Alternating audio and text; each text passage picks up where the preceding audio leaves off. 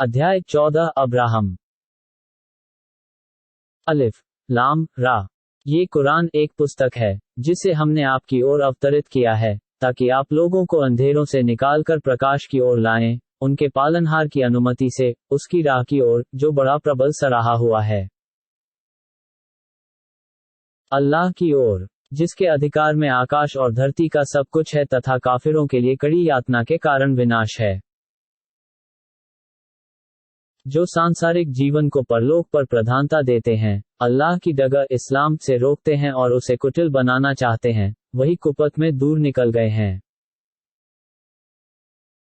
और हमने किसी भी रसूल को उसकी जाति की भाषा ही में भेजा ताकि वह उनके लिए बात उजागर कर दे। फिर अल्लाह जिसे चाहता है कुपथ करता है और जिसे चाहता है सुपथ दर्शा देता है, और वही प्रभुत्वशाली और हिकमत वाला है। और हमने मूसा को अपनी आयतों चमत्कारों के साथ भेजा ताकि अपनी जाति को अंधेरों से निकालकर प्रकाश की ओर लाएं और उन्हें अल्लाह के दिनों पुरस्कार और यातना का स्मरण कराएं। वास्तव में इसमें कई निशानियां हैं, प्रत्येक अति सहनशील कृतज्ञ के लिए। तथा याद करो जब मूसा ने अपनी जाति से कहा, अपने ऊपर अल्लाह के पुरस्कार को याद करो, जब उसने तुम्हें फिरौनियों से मुक्त किया जो तुम्हें घोर यातना दे रहे थे, तुम्हारे पुत्रों को वध कर रहे थे और तुम्हारी स्त्रियों को जीवित रहने देते थे, और इसमें तुम्हारे पालनहार की ओर से एक महान परीक्षा थी। तथा याद करो जब तुम्हारे पालनहार ने घोषणा कर दी कि यदि तुम कृतज्ञ बनोगे तो तुम्हें और अधिक दूंगा, तथा यदि अकृतज्ञ रहोगे तो वास्तव में मेरी यातना बहुत कड़ी है। और मूसा ने कहा, यदि तुम और सभी लोग जो धरती में हैं कुफ्र करें तो भी अल्लाह निरीह तथा सराहा हुआ है।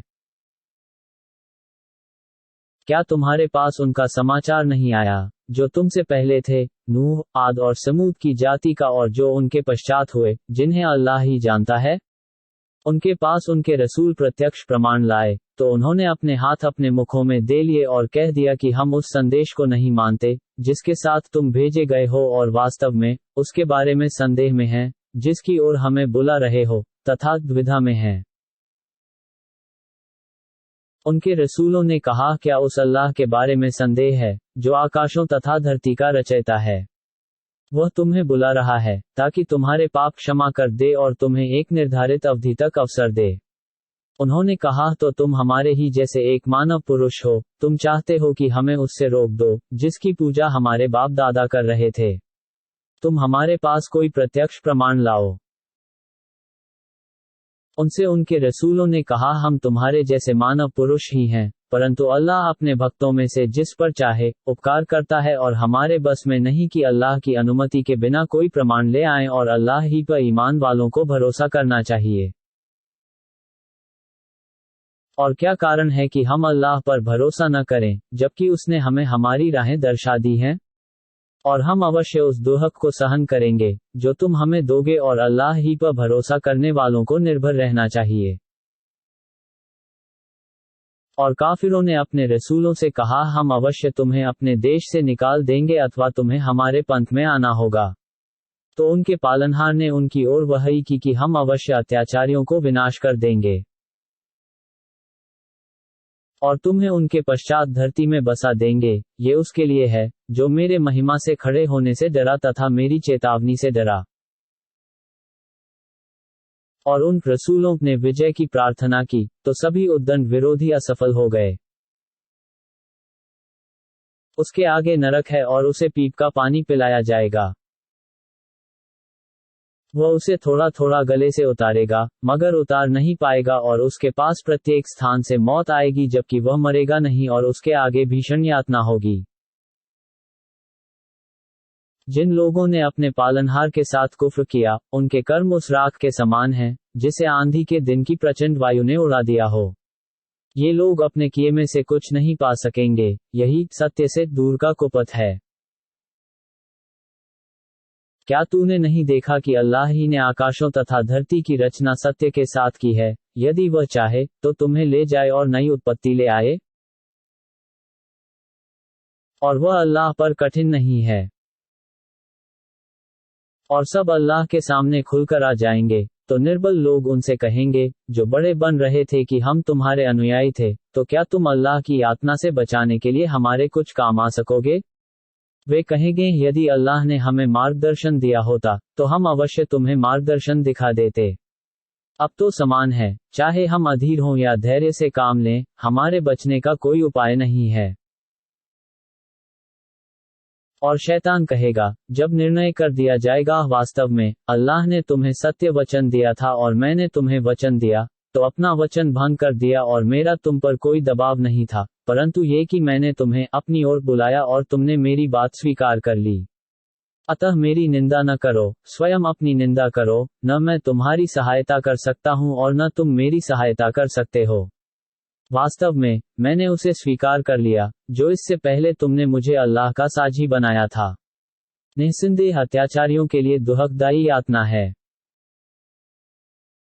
और जो ईमान लाए और सदाचार करते रहे, उन्हें ऐसे स्वर्गों में प्रवेश दिया जाएगा, जिनमें नहरें बहती होंगी। वे अपने पालनहार की अनुमति से उसमें सदा रहने वाले होंगे और उसमें उनका स्वागत ये होगा, तुम पर शांति हो। हे नबी, क्या आप नहीं जानते कि अल्लाह ने कलिमा तैयबा पवित्र शब्द का उदाहरण एक पवित्र वृक्ष से दिया है, जिसकी जड़ भूमि में सुदृढ़ स्थित है और उसकी शाखा आकाश में है? वह अपने पालनहार की अनुमति से प्रत्येक समय फल दे रहा है और अल्लाह लोगों को उदाहरण दे रहा है, ताकि वे शिक्षा ग्रहण करें। और बुरी बात का उदाहरण एक बुरे वृक्ष जैसा है, जिसे धरती के ऊपर से उखाड़ दिया गया हो, जिसके लिए कोई स्थिरता नहीं है। अल्लाह ईमान वालों को स्थिर कथन के सहारे लोक तथा परलोक में स्थिरता प्रदान करता है तथा अत्याचारियों को कुपथ कर देता है, और अल्लाह जो चाहता है, करता है। क्या आपने उन्हें नहीं देखा, जिन्होंने अल्लाह के अनुग्रह को कुफ्र से बदल दिया और अपनी जाति को विनाश के घर में उतार दिया, अर्थात नरक में, जिसमें वे झोंके जाएंगे और वह रहने का बुरा स्थान है। और उन्होंने अल्लाह के साझी बना लिए, ताकि उसकी राह सद्धर्म से कुपथ कर दें।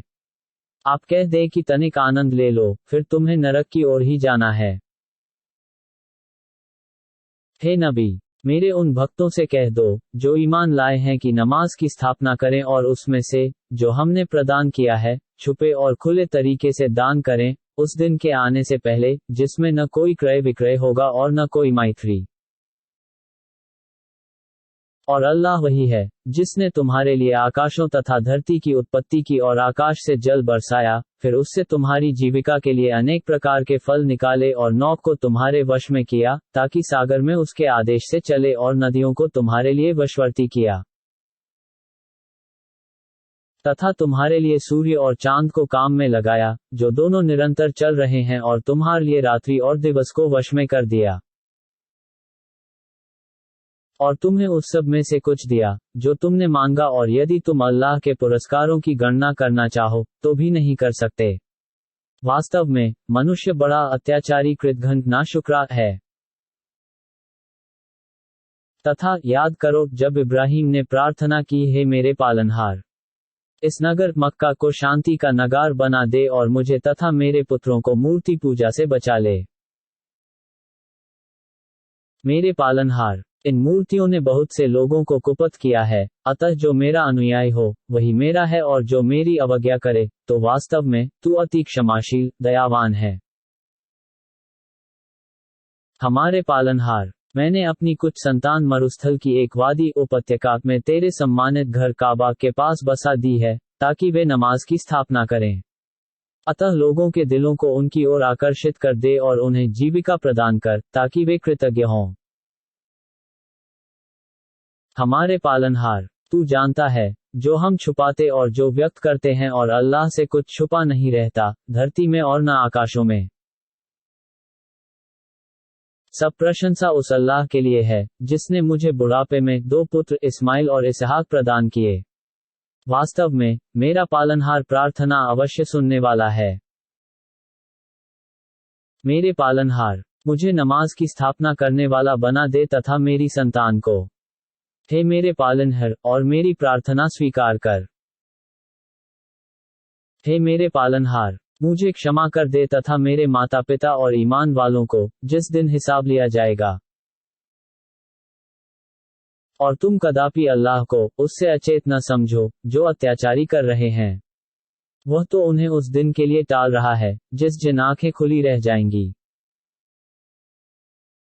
वे दौड़ते हुए अपने सिर ऊपर किए हुए होंगे, उनकी आंखें उनकी ओर नहीं फिरेंगी और उनके दिल गिरे हुए होंगे। हे नबी, आप लोगों को उस दिन से डराएं, जब उन पर यातना आ जाएगी। तो अत्याचारी कहेंगे, हमारे पालनहार, हमें कुछ समय तक अवसर दे, हम तेरी बात आमंत्रण स्वीकार कर लेंगे और रसूलों का अनुसरण करेंगे। क्या तुम वही नहीं हो, जो इससे पहले शपथ ले रहे थे कि हमारा पतन होना ही नहीं है? जबकि तुम उन्हीं की बस्तियों में बसे हो, जिन्होंने अपने ऊपर अत्याचार किया, और तुम्हारे लिए उजागर हो गया है कि हमने उनके साथ क्या किया, और हमने तुम्हें बहुत से उदाहरण भी दिए हैं। और उन्होंने अपना षड्यंत्र रच लिया, तथा उनका षड्यंत्र अल्लाह के पास है, और उनका षड्यंत्र ऐसा नहीं था कि उससे पर्वत टल जाएं। अतः कदापि ये न समझें कि अल्लाह अपने रसूलों से किया वचन भंग करने वाला है। वास्तव में अल्लाह प्रभुत्वशाली, बदला लेने वाला है। जिस दिन ये धरती दूसरी धरती से तथा आकाश बदल दिए जाएंगे और सब अल्लाह के समक्ष उपस्थित होंगे, जो अकेला प्रभुत्वशाली है। और आप उस दिन अपराधियों को जंजीरों में जकड़े हुए देखेंगे। उनके वस्त्र तारकोल के होंगे और उनके मुखों पर अग्नि छाई होगी, ताकि अल्लाह प्रत्येक प्राणी को उसके किए का बदला दे। निस्संदेह अल्लाह शीघ्र हिसाब लेने वाला है। ये मनुष्यों के लिए एक संदेश है, और ताकि इसके द्वारा उन्हें सावधान किया जाए, और ताकि वे जान लें कि वही एक सत्य पूज्य है, और ताकि मतिमान लोग शिक्षा ग्रहण करें।